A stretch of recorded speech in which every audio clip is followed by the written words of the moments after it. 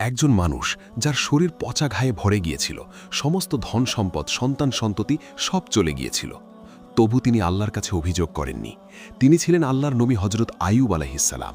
সেই অসহ্য যন্ত্রণায় তিনি শুধু একটি দোয়া করলেন, হৃদয় ভেঙে বললেন, রব্বি আন্নি মাসানিয়া দুর্রু ওয়া আনতা আরহামুর রাহিমিন।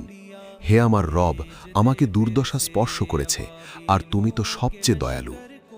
আল্লাহ তাআলা এই একটি দোয়া শুনে তাকে পূর্ণ সুস্থ করে দিলেন, তার ধন সম্পদ ফিরিয়ে দিলেন, সন্তান ফিরিয়ে দিলেন, আরও বেশি বরকত সহ। ভাই বোনেরা, আমাদের জীবনেও তো এমন দুর্দশা আসে, রোগ, অর্থকষ্ট, পরিবারের সমস্যা। কিন্তু আল্লাহ বলেন, আমাকে ডাকো, আমি সাড়া দেব। এই দোয়াটি প্রতিদিন সকালে সন্ধ্যায়, রোগের সময়, বিপদে অন্তত ৩ বার পড়ুন। চোখ বন্ধ করে বিশ্বাস নিয়ে পড়ুন। আল্লাহ আপনার দুর্দশা সরিয়ে দেবেন।